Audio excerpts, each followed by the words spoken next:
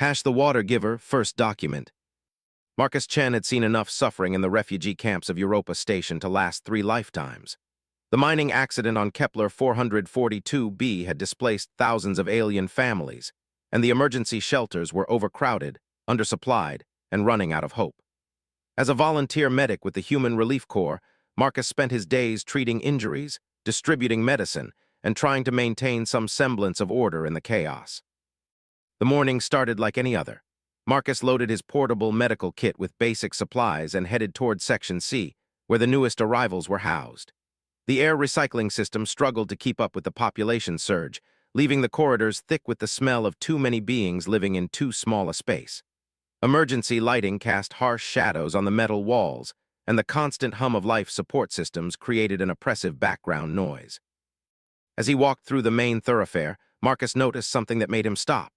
3 small figures huddled together near a broken hydration unit, their pale blue skin marked with the distinctive ridge patterns of the Zelani species. They couldn't have been more than younglings, probably equivalent to human children between 8 and 12 years old. Their large, dark eyes held a hollow look that Marcus had come to recognize as the expression of beings who had lost everything. The oldest of the 3, a female with intricate silver markings around her temples, was trying to comfort the 2 smaller ones. She whispered something in the melodic Zelani language while stroking their heads with movements that reminded Marcus of his own mother's gentle touch. The 2 younger ones pressed close to her, their breathing shallow and labored. Marcus approached slowly, not wanting to startle them. Many refugee children had developed an instinctive fear of adults, having witnessed too much violence and loss. He knelt down several feet away and pulled out his universal translator, adjusting it to Zelani frequency patterns. "Hello," he said softly, the device converting his words into the harmonic tones of their language. "My name is Marcus. I'm here to help." The oldest child looked up at him with suspicion, her protective instincts clearly activated. She moved to shield the younger ones behind her thin frame, despite her own obvious exhaustion.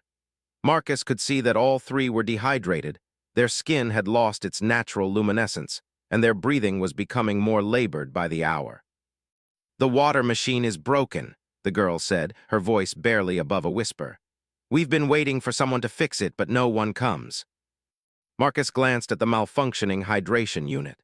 These devices were standard throughout the station, designed to provide clean water for multiple species by adjusting mineral content and pH levels according to biological requirements. This particular unit displayed a red error message indicating a complete system failure. "When did you last have water?" Marcus asked, pulling his own emergency water supply from his medical kit. "Yesterday morning," the girl replied. "Maybe the morning before. Time feels different here."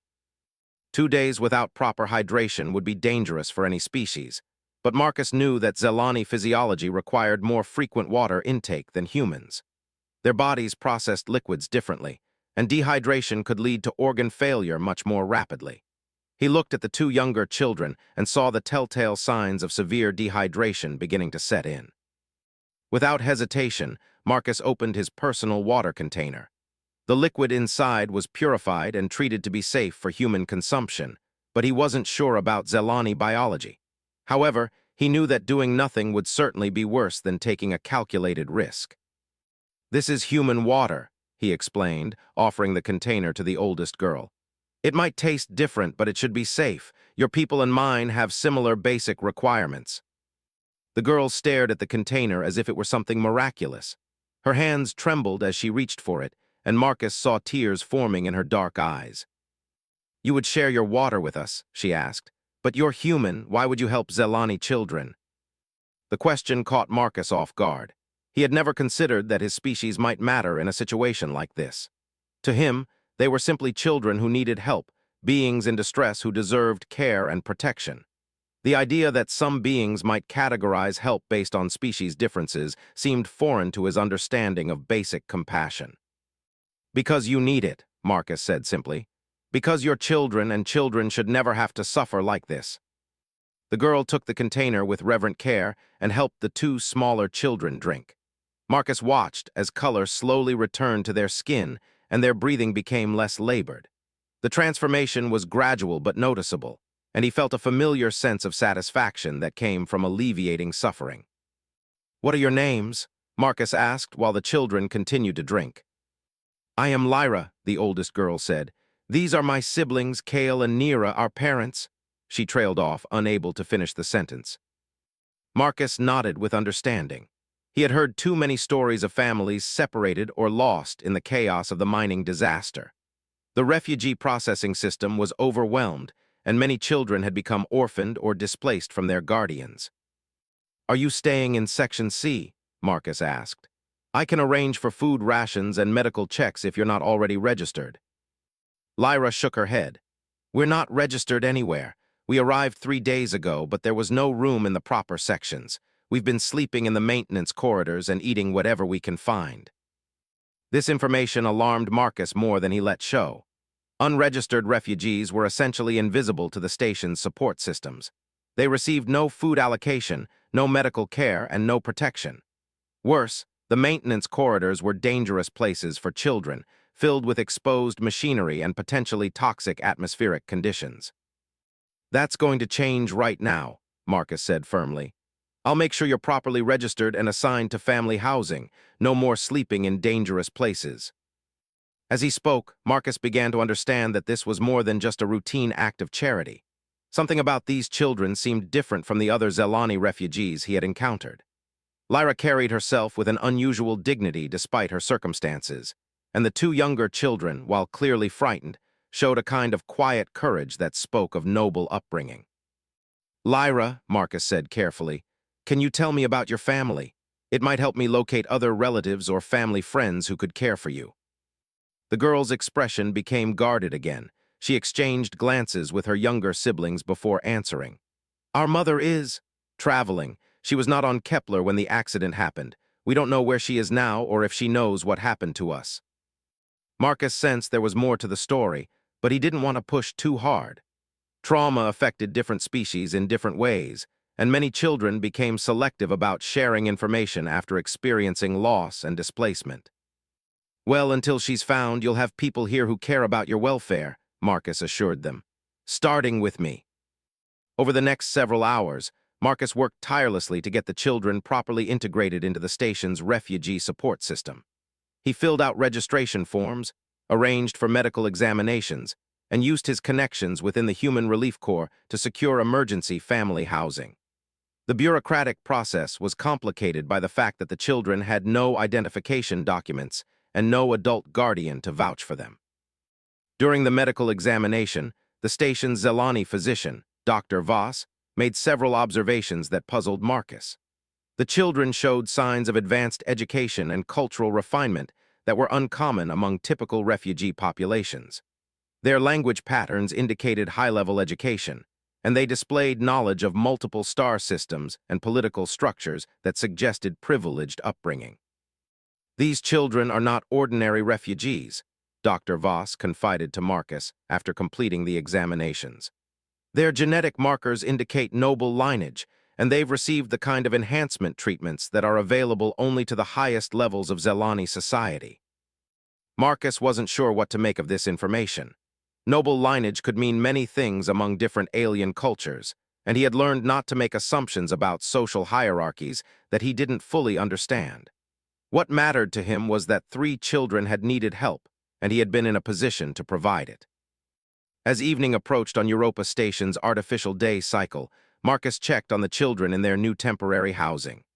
The family unit was small but clean, with proper sleeping areas, a functioning food dispenser, and most importantly, unlimited access to clean water calibrated for Zelani physiology. "The water tastes perfect now," Lyra told him, managing a small smile for the first time since he had met her. "Thank you for everything you've done for us." "It's what anyone would have done," Marcus replied, though he knew that wasn't entirely true. The station was full of overworked staff and overwhelmed volunteers, and many small crises went unnoticed. "No," Lyra said with surprising intensity. "Not anyone would have shared their water with alien children they had never met. Not anyone would have spent their entire day fighting bureaucracy for strangers. You did something special today, Marcus Chen." As Marcus prepared to leave for the evening, Lyra approached him with something small in her hand. It appeared to be a piece of jewelry, intricately carved from what looked like crystallized light. The craftsmanship was extraordinary, with patterns that seemed to shift and flow as he looked at them. "This belonged to our mother," Lyra said. "I want you to have it as thanks for your kindness." Marcus tried to refuse the gift, knowing that it was probably one of the few possessions the children had managed to save from their homeworld. But Lyra insisted, pressing the crystal into his palm with surprising firmness. "Please," she said. "Our mother always taught us that kindness should be honored. She said that the universe remembers every act of genuine compassion, and that such acts always return to bless the giver in unexpected ways." Marcus accepted the crystal, not wanting to insult the children by refusing their gesture of gratitude.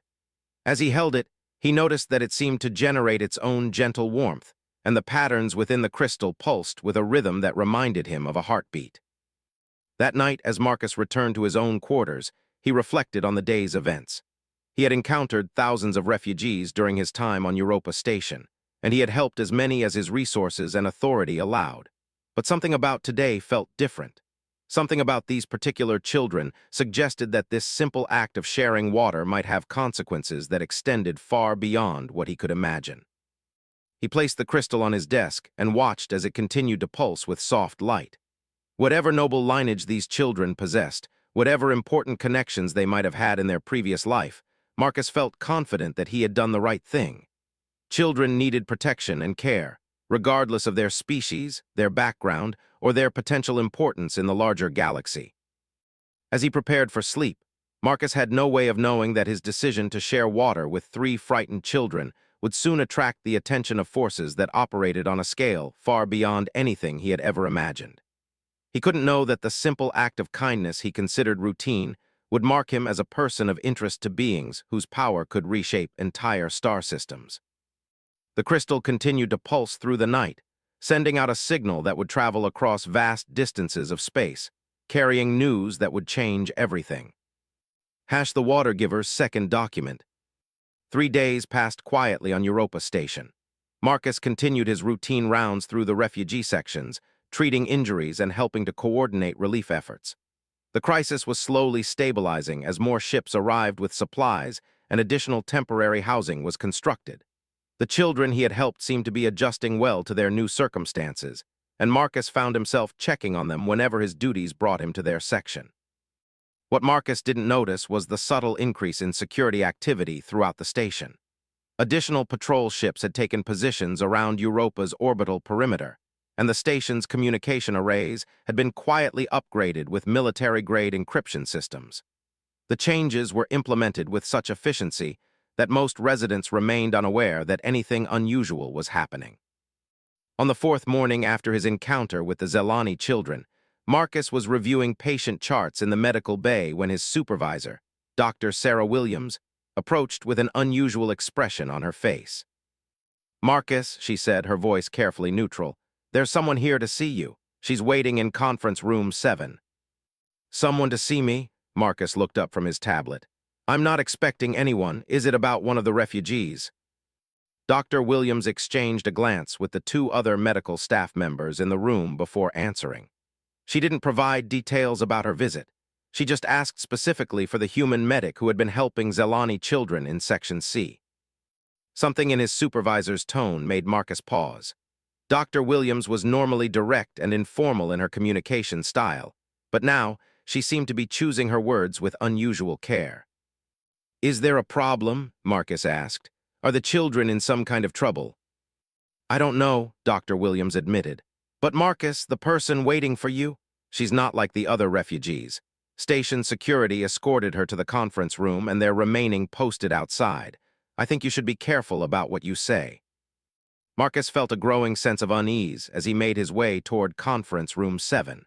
The corridor leading to the administrative section seemed unusually quiet, and he noticed that several areas that were normally bustling with activity were now empty. As he approached the conference room, he saw 2 station security officers flanking the door, their expressions professionally neutral but alert. "Dr. Chen," one of the officers said, "she's waiting for you inside." Marcus nodded and entered the conference room, not sure what to expect. What he found was a single figure seated at the far end of the room's long table. She was clearly Zelani, with the same pale blue skin and distinctive ridge patterns he had seen on the children, but everything else about her presence radiated authority and power in a way that made Marcus instinctively straighten his posture. She was tall, probably close to 7 feet, with silver markings that covered not just her temples, but extended in complex patterns across her neck and hands. Her clothing was unlike anything Marcus had seen in the refugee sections, a flowing garment that seemed to be woven from threads of actual starlight, shifting between deep purple and midnight blue as she moved. Most striking were her eyes, which held an intensity that made Marcus feel as if she could see directly into his thoughts. "Dr. Marcus Chen," she said, rising from her chair with fluid grace. Her voice carried the melodic qualities of Zelani speech, but there was an underlying harmonic that seemed to resonate in Marcus's bones. "I am told that you provided assistance to 3 Zelani children in the refugee sections." "Yes," Marcus replied, uncertain whether he should remain standing or take a seat. "Lyra, Kale, and Nira, they needed help with hydration and housing registration." The woman studied him for a long moment, and Marcus had the unsettling feeling that she was evaluating far more than just his words. When she finally spoke again, her tone had shifted to something that might have been curiosity. "You shared your personal water supply with them," she said. "Water that was intended for your own survival during emergency situations." "They were dehydrated," Marcus explained. "The hydration unit in their section was malfunctioning, and they hadn't had proper water in 2 days. Any medic would have done the same thing." "Would they?" the woman asked, moving closer. "Tell me, Dr. Chen, what did you know about these children when you chose to help them?" Marcus considered the question carefully. "I knew they were Zelani refugees who had been displaced by the mining disaster. I knew they were children who needed medical attention and proper housing. I knew they had no adult guardian present to advocate for them." "You knew nothing of their lineage, nothing of their family connections, nothing of their potential value in political negotiations." "No," Marcus said honestly. "Should I have? I mean, Dr. Voss mentioned that they seem to have had privileged upbringing, but I didn't think that was relevant to providing basic humanitarian aid." The woman stopped directly in front of Marcus. Close enough that he could see the intricate patterns in her silver markings were actually composed of microscopic symbols that seemed to move and shift like living text. "You treated 3 of the most important children in the Zelani Imperium as if they were simply refugees in need of help," she said. "You gave them water, secured their housing, and ensured their medical care without asking for anything in return, without even knowing who they were." Marcus felt a chill as he began to understand the implications of what she was telling him. "Important children? I don't understand. Are you saying they're from some kind of ruling family?" "Lyra, Kale, and Nira are my children," the woman said quietly. "And I am Empress Zarathis of the Zelani Imperium, Supreme Commander of the 3rd Fleet and Sovereign Ruler of 47 star systems." The words hit Marcus like a physical blow. He had shared water with the children of an empress. He had processed their refugee paperwork and arranged their temporary housing. He had treated 3 of the most important beings in Zelani space as if they were ordinary displaced persons. "Your Majesty," Marcus stammered, attempting what he hoped was an appropriate bow. "I had no idea. Please forgive any disrespect in how I handled their care." Empress Zarathis raised a hand to stop his apology. "There was no disrespect, Dr. Chen.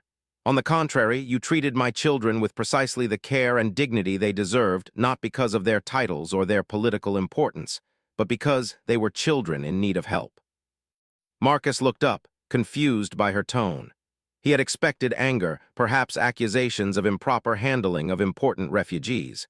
Instead, the Empress seemed to be expressing something that sounded almost like approval. "When the mining disaster occurred on Kepler 442b," the Empress continued, "my children were visiting the archaeological sites with their tutors. I was 3 systems away, dealing with a diplomatic crisis involving the Confederation of Free Worlds. By the time I received word of the disaster, the children had already been evacuated with the other refugees." She moved to the conference room's window, which provided a view of the vast refugee camp sprawling across Europa Station's lower levels. "For 4 days, I searched for them. My fleet scoured every refugee ship, every emergency shelter, every evacuation site. My intelligence networks tracked every displaced person who had left Kepler 442b. And yet, 3 of the most precious beings in my universe had simply vanished into the chaos." Marcus began to understand the magnitude of what had happened. They weren't registered in the system because they arrived without proper documentation. Exactly, the Empress said. They had lost their identification in the evacuation, and their tutors had been killed in the initial disaster. 3 imperial heirs became anonymous refugees, invisible to everyone who was searching for them. The Empress turned back to face Marcus, and he saw something in her expression that surprised him. It looked like gratitude, but also something deeper and more complex. Until yesterday, she continued, when a very interesting signal reached my flagship. A crystalline communications device that had been dormant for 3 days suddenly activated and began transmitting. It took my technicians several hours to trace the signal to Europa Station, to Section C, to 3 children who were now properly registered and housed thanks to the efforts of a human medic. Marcus's hand instinctively moved to his pocket, where he still carried the crystal gift that Lyra had given him. The crystal, he said with understanding. It was some kind of tracking device. A family heirloom, the Empress corrected. Each of my children carries one, keyed to respond to parental biosignatures when activated by strong emotional states. Gratitude, it seems, is a particularly powerful activator. Marcus pulled the crystal from his pocket and held it up. The device was still pulsing with gentle light, but now he could see that the patterns within were far more complex than he had originally noticed. What he had taken for simple decorative designs were actually sophisticated holographic matrices. Your daughter gave this to me as a thank you gift, Marcus said. I tried to refuse it, but she insisted. Lyra has always been perceptive about character, the Empress said. She recognized something in you that prompted her to activate an emergency beacon that would bring the full attention of the Imperial fleet. Do you understand what that means, Dr. Chen?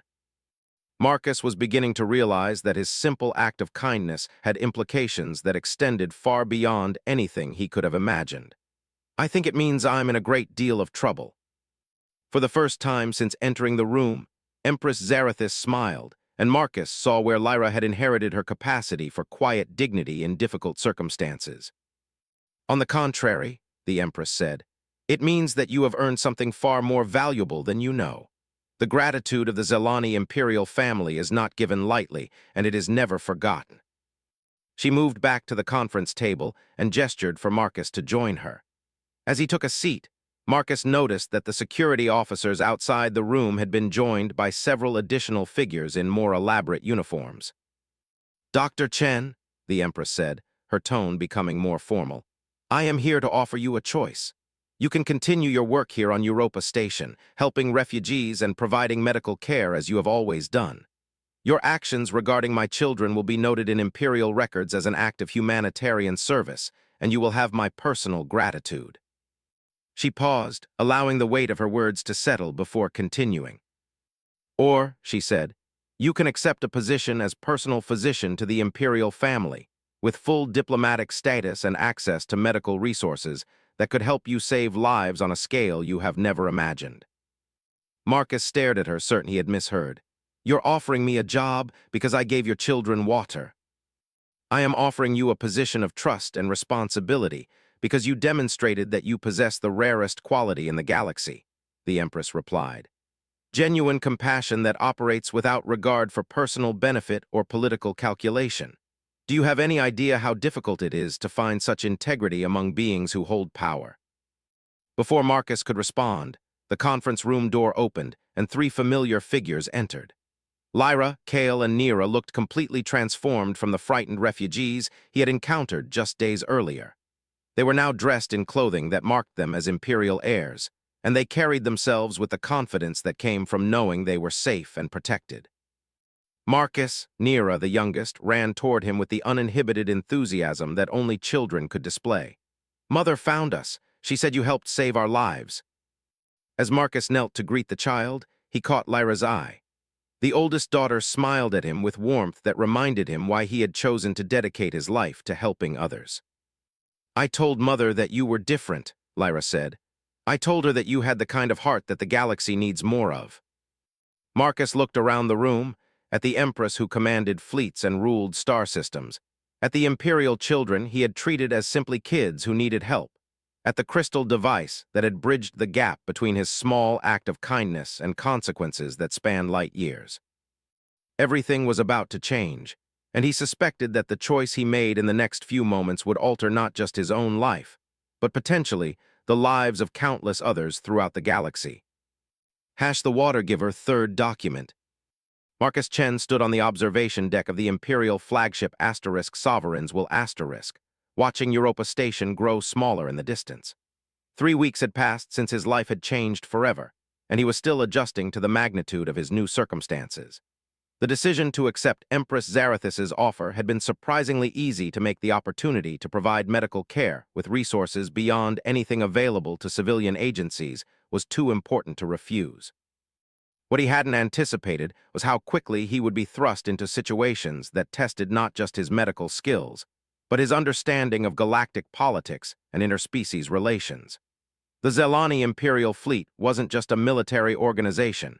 It was a mobile civilization that carried the responsibility for maintaining peace and stability across dozens of star systems. "Dr. Chen," came a voice behind him. Marcus turned to see Admiral Kithvar approaching, the Empress's chief military advisor and one of the few beings in the fleet who seemed genuinely unsure about having a human in such a position of trust.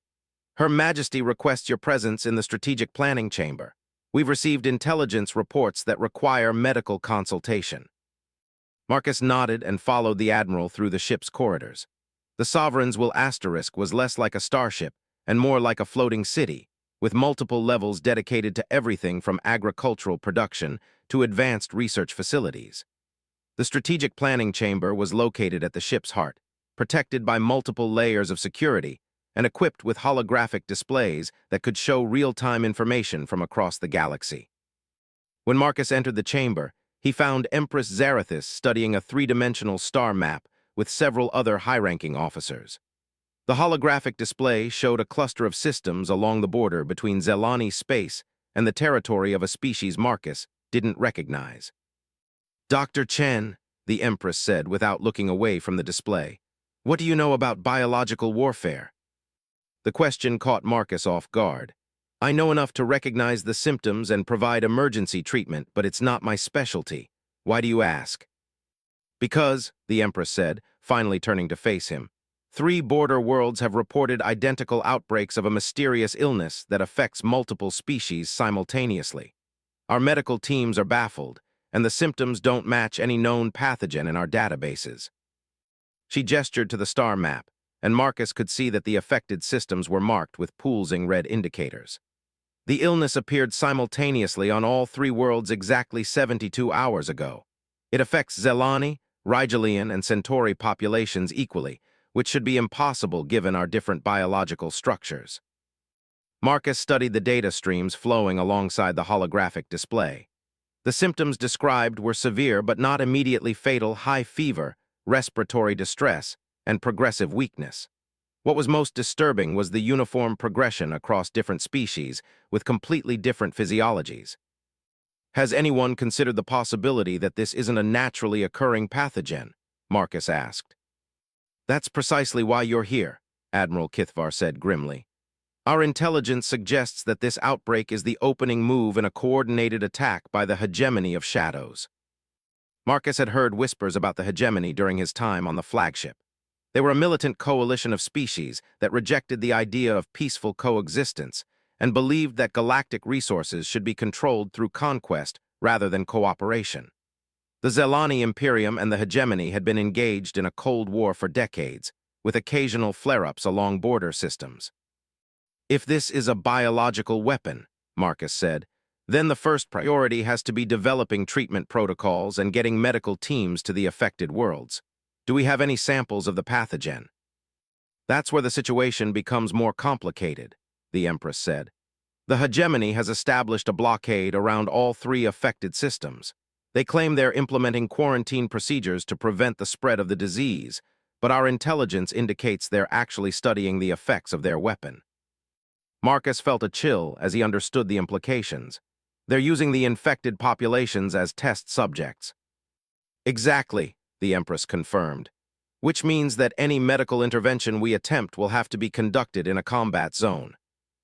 Admiral Kithvar activated additional displays showing fleet positions and tactical assessments.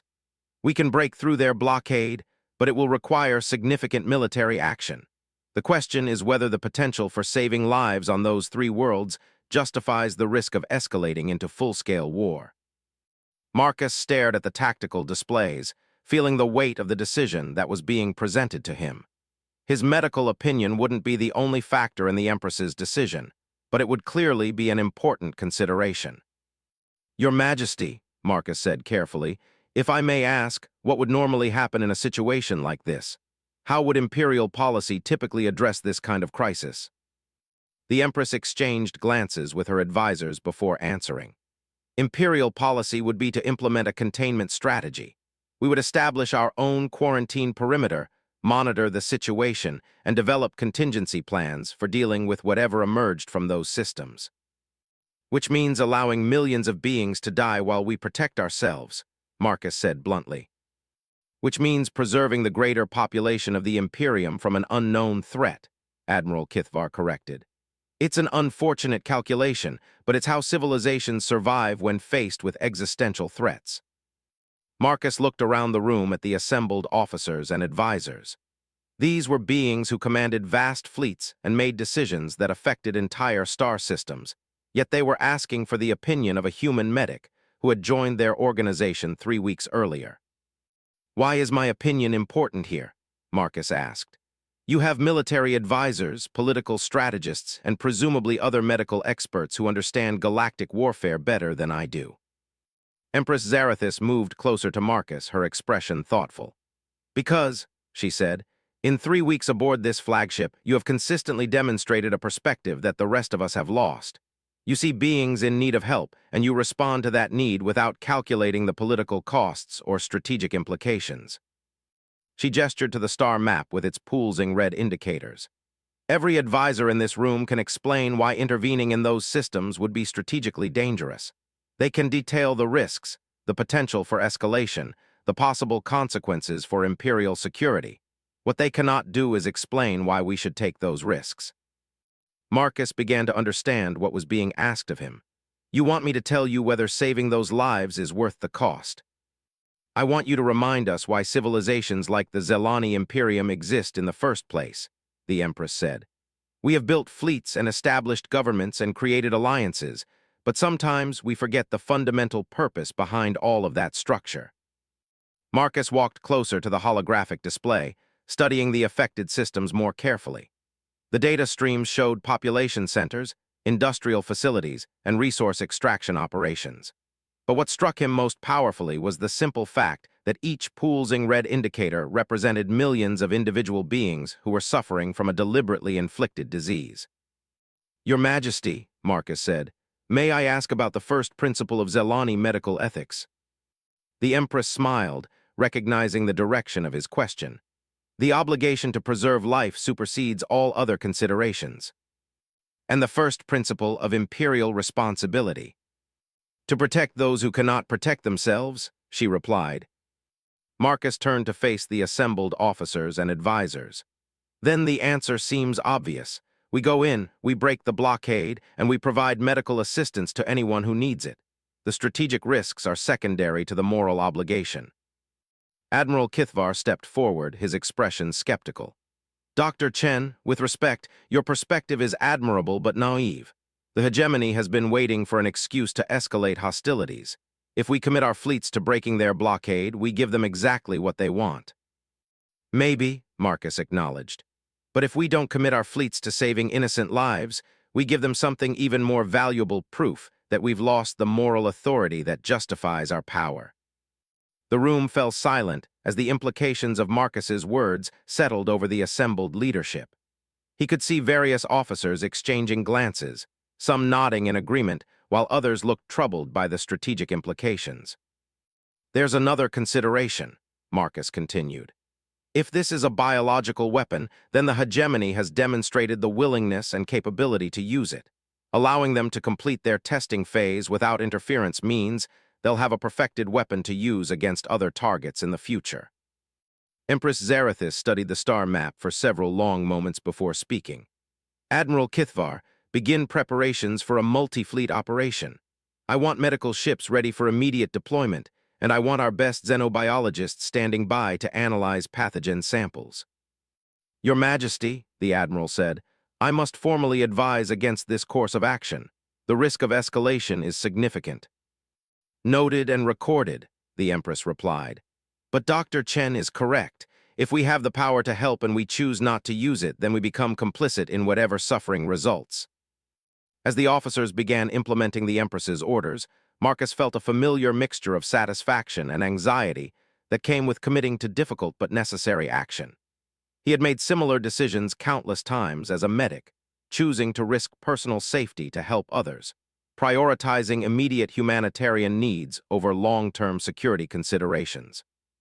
But this was the first time his decisions would directly influence the deployment of Imperial fleets and potentially affect the lives of billions of beings across multiple star systems. The scale was overwhelming, but the fundamental principle remained the same. When beings suffered, those with the power to help had an obligation to act. Dr. Chen, the Empress said as the planning session concluded, you should know that this operation will likely be dangerous. Medical ships will be primary targets for hegemony forces, and there's no guarantee we'll be able to maintain protective coverage throughout the relief effort. Marcus nodded, understanding the risks. Your Majesty, may I make a request? Of course. I'd like to be assigned to the lead medical ship. If we're asking others to risk their lives for this mission, I should be willing to take the same risks. The Empress studied him for a moment before nodding. Very well. But understand that if something happens to you, I'll have to explain to my children why the human who saved their lives chose to put himself in danger for beings he had never met. I think they'll understand, Marcus said. They're intelligent children, and they were raised by someone who clearly believes that power should be used to protect others. As Marcus left the strategic planning chamber, he reflected on how dramatically his life had changed in just 3 weeks. He had gone from treating individual refugees to influencing decisions that would affect entire star systems. But at its core, the choice remained the same: beings needed help, and he was in a position to provide it. The next few days would determine whether his human perspective on humanitarian obligation could successfully guide one of the galaxy's most powerful civilizations through a crisis that threatened to reshape the balance of power among the stars.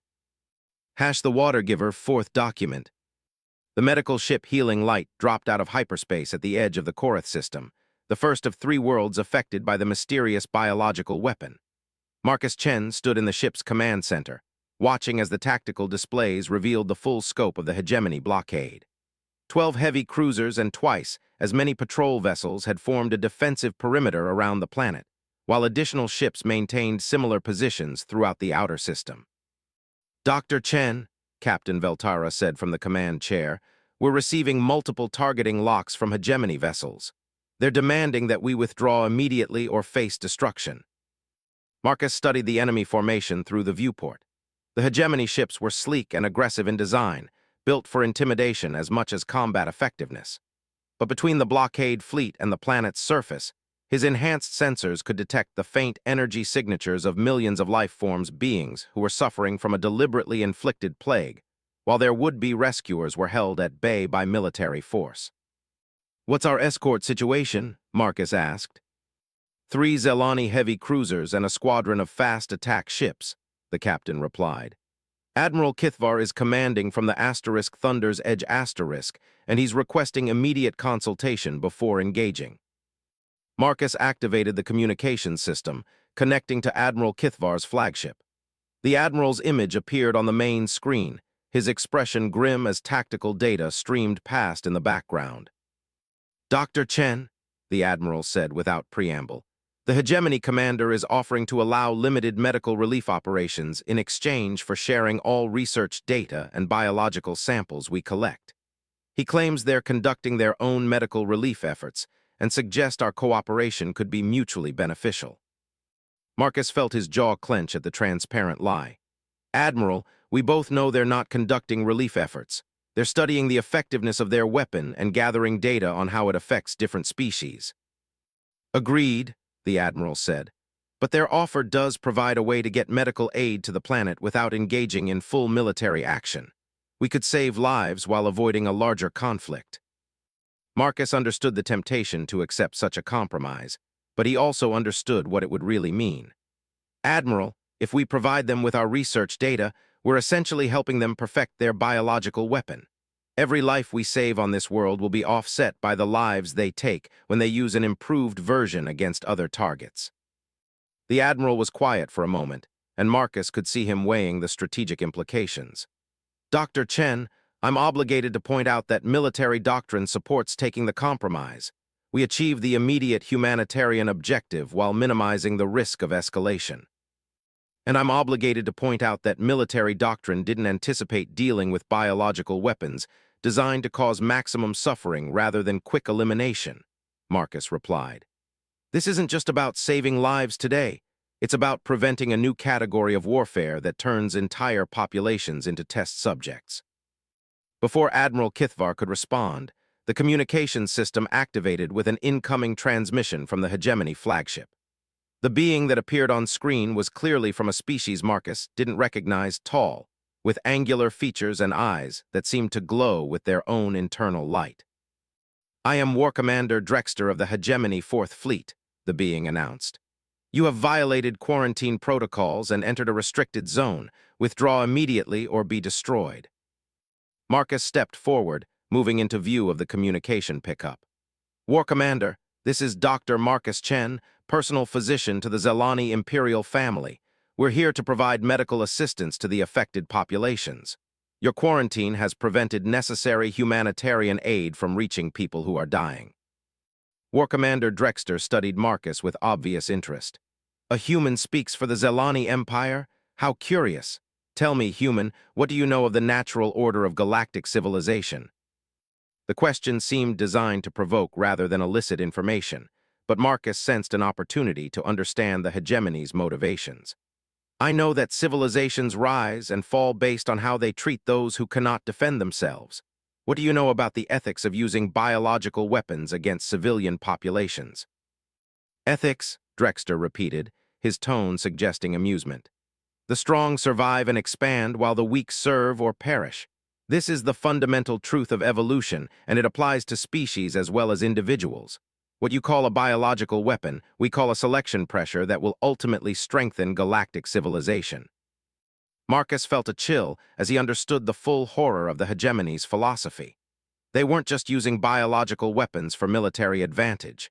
They genuinely believed they were improving the galaxy by eliminating beings they considered inferior. War Commander, Marcus said, keeping his voice steady despite his revulsion. Selection pressure works through natural environmental challenges, not through artificially created diseases designed to cause maximum suffering. What you're doing isn't evolution, it's genocide. Semantics, Drexter dismissed. The result is the same: stronger civilizations emerge while weaker ones are eliminated. The question is whether you will accept reality and withdraw, or whether you will insist on perpetuating weakness through what you call compassion. Marcus looked around the command center of the medical ship, seeing the faces of beings who had dedicated their lives to healing and helping others. These were doctors, nurses, medical technicians, and support staff who had volunteered for a dangerous mission, because they believed that no one should have to suffer and die from a preventable disease. War Commander, Marcus said, I think you misunderstand what strength really means. You see it as the ability to inflict suffering and eliminate those you consider inferior. But actual strength is the willingness to protect those who cannot protect themselves, even when it requires personal sacrifice. He gestured toward the planet below, where millions of beings were fighting for their lives. The strongest civilizations in galactic history have been those that used their power to help others, not those that used it to destroy them. What you're demonstrating isn't strength, it's fear. Drexter's expression darkened. Fear, explain yourself, human. You're afraid that if beings are allowed to cooperate instead of compete, if they're given help when they need it instead of being left to die, then your philosophy of survival of the strongest becomes irrelevant, Marcus explained. You need everyone else to be weak and divided so that you can feel powerful by comparison. The War Commander's image flickered with what might have been suppressed rage. Your philosophical delusions will not save you from reality, human. You have one final opportunity to withdraw. Refuse, and we will demonstrate the practical application of superior strength. War Commander, Marcus said quietly, you've made a critical error in your calculations. Explain. Marcus smiled, feeling the same calm confidence he experienced when facing any other medical emergency. You assumed that a medical relief mission would be helpless against military force, but you forgot that the strongest civilizations protect their healers. As if summoned by his words, the space around the medical fleet suddenly filled with additional ships. Zelani reinforcements dropped out of hyperspace in perfectly coordinated formations, heavy battleships, fast attack squadrons, and support vessels that outnumbered the hegemony blockade by a factor of 3-1. Admiral Kithvar's voice came over the communication system, calm and professional. War Commander Drexter, you are outnumbered and outgunned. Stand down immediately and allow humanitarian operations to proceed, or face the consequences of interfering with Imperial medical relief efforts.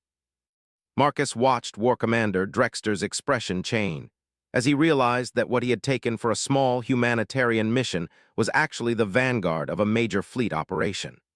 The hegemony had positioned their forces to intimidate medical ships, not to fight a full-scale battle against superior numbers. This is not over, human, Drexter said, his glowing eyes fixed on Marcus. Your compassion will prove to be weakness when we meet again. I hope we do meet again, War Commander, Marcus replied. Because next time, I'd like the opportunity to show you what cooperation and mutual aid can accomplish when they're given the chance to work. The hegemony fleet began withdrawing from the system, but Marcus knew this was far from a complete victory. They would regroup, develop new strategies, and continue their campaign to reshape galactic civilization according to their brutal philosophy. But today, medical aid would reach the suffering populations on the planet below. Dr. Chen, Captain Veltara announced, we're receiving clearance to begin orbital medical operations. The planetary government is requesting immediate assistance with quarantine protocols and treatment distribution. Marcus nodded, already shifting his focus to the medical challenges ahead. They still needed to analyze the biological weapon, develop effective treatments, and coordinate relief efforts across 3 star systems. But the most important hurdle had been cleared. The beings who needed help would receive it. As the asterisk healing light began its descent toward the planet's surface, Marcus reflected on the confrontation with War Commander Drexter. The hegemony's philosophy wasn't just militarily dangerous. It was fundamentally wrong about what made civilizations strong. Marcus had seen the real source of strength in the faces of the medical volunteers around him, in Admiral Kithvar's willingness to risk his career for humanitarian principles, and in Empress Zarathus's decision to prioritize saving lives over political calculations. The strongest beings in the galaxy weren't those who could inflict the most damage. They were those who could heal the most harm. And if the galaxy was going to survive the growing threat of the hegemony's brutal philosophy, it would need every healer, every protector, and every being who understood that true strength came from lifting others up rather than tearing them down. The medical relief operation was just beginning, but Marcus was confident that it would demonstrate something the hegemony couldn't understand. When civilizations worked together to protect the vulnerable, they became far more powerful than any force that relied solely on fear and violence. The real test of that philosophy was still to come. The Water Giver 5th document. 6 months after the medical relief operation in the Korath system, Marcus Chen found himself standing in the Hall of Galactic Assembly, watching as representatives from 47 different species debated the formation of the most ambitious cooperative alliance in recorded history. The events that had begun with sharing water with 3 frightened children had grown into something that was reshaping the political landscape of the entire galaxy. The hegemony's biological weapons had proven to be more than just isolated attacks. They were part of a coordinated campaign to destabilize cooperative governments and replace them with authoritarian regimes based on the philosophy of survival of the strongest. The successful intervention in the Korath system had demonstrated that such attacks could be defeated, but only through unprecedented levels of interspecies cooperation. Dr. Chen, came a familiar voice behind him. Marcus turned to see Lyra approaching, now 16 years old and serving as a junior diplomatic attaché to her mother's administration. In the months since their first meeting, she had grown into a remarkable young leader who combined the dignity of her royal heritage with genuine compassion for others. Lyra, Marcus smiled, how are the negotiations proceeding? Slowly, she admitted, but steadily. The Rigelian Confederation has agreed to share their advanced medical research protocols, and the Centauri republics have offered to establish emergency response bases in neutral systems. The biggest challenge is convincing everyone that true cooperation requires giving up some individual advantage for collective benefit. Marcus nodded, understanding the challenge. Each species had centuries of history focused on protecting their own interests, and the idea of genuinely putting collective welfare ahead of individual gain was revolutionary for many of them. "What does your mother think about the prospects for success?" Marcus asked. Lyra's expression grew thoughtful. "Mother says that the galaxy has reached a turning point. Either we learn to work together as equals, or we allow fear and competition to divide us until the hegemony can defeat us one system at a time." As they spoke, the great assembly hall filled with beings from across known space. Marcus saw representatives he had come to know over the past months. Admiral Kithvar had become the Zelani military liaison to the new alliance. Dr. Voss was coordinating medical protocols between different species, and Captain Veltara had been promoted to command the joint humanitarian fleet that was becoming the alliance's most visible symbol. But there were also new faces, beings from species that had been skeptical of cooperation, but had been convinced by the practical benefits demonstrated during the relief operations. The Andromedans had contributed their expertise in biological warfare countermeasures, while the crystal entities had shared their advanced communication technologies that allowed real-time coordination across vast distances. "Dr. Chen," announced a voice over the Assembly's communication system, "please report to the central podium. The Assembly is ready for your testimony." Marcus felt a familiar surge of nervousness as he made his way to the center of the Great Hall. Over the past months, he had found himself testifying before various councils and committees, explaining the medical and humanitarian principles that had guided the relief operations. But this was the most important audience yet, the final assembly that would determine whether the Galactic Humanitarian Alliance would become a reality. As he reached the podium, Marcus looked out at hundreds of beings representing dozens of different species. Some were humanoid, others were completely alien in appearance, but all of them shared the common challenge of protecting their people from the growing threat of the hegemony's expansion. "Honorable representatives," Marcus began, "6 months ago, I was a volunteer medic working in refugee camps, trying to help displaced persons rebuild their lives after disaster. Today, I have the privilege of addressing an assembly that represents the greatest hope for galactic peace and cooperation in recorded history." He gestured toward the displays showing data from the relief operations that had followed the Korath intervention. "The biological weapons crisis taught us something important. Individual civilizations, no matter how advanced or powerful, cannot successfully defend against threats that are designed to exploit the differences between species. But when we work together, when we share our knowledge and resources, we become stronger than any force that relies solely on division and conflict." Marcus paused, seeing nods of agreement from many representatives, but also expressions of concern from others who were still weighing the costs of cooperation.